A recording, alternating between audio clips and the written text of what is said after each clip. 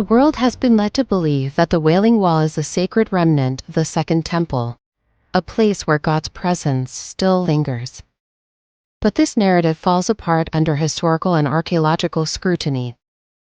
The structure commonly revered today is, in truth, a surviving wall of the Roman military compound known as Fort Antonia, not the Holy Temple. The actual temple stood to the south, built over the Gihon Spring, a requirement for temple purification rituals, which the Roman compound did not meet.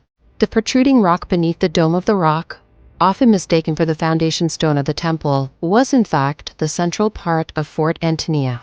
In other words, the Jews today are not praying at the remains of God's temple. They are praying at the wall of a Roman fortress. But the deception goes deeper. The rituals performed at the Wailing Wall are rooted not in biblical faith, but in the 13th century occult system of the Kabbalah, as elaborated in the Zohar, and further mystified by the Hasidic movement. The supposed divine presence they seek at the wall is not the God of Abraham, Isaac, and Jacob. It is the Shekhinah, a feminine emanation in Jewish mysticism.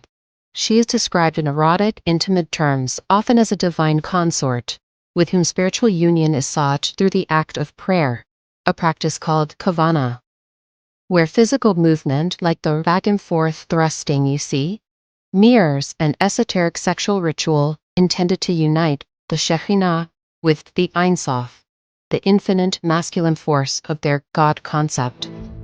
This is not worship. It's a metaphysical sex act disguised as devotion. It is an inversion of divine truth, rooted in mysticism that Scripture calls an abomination. And this is where it collides with our politics.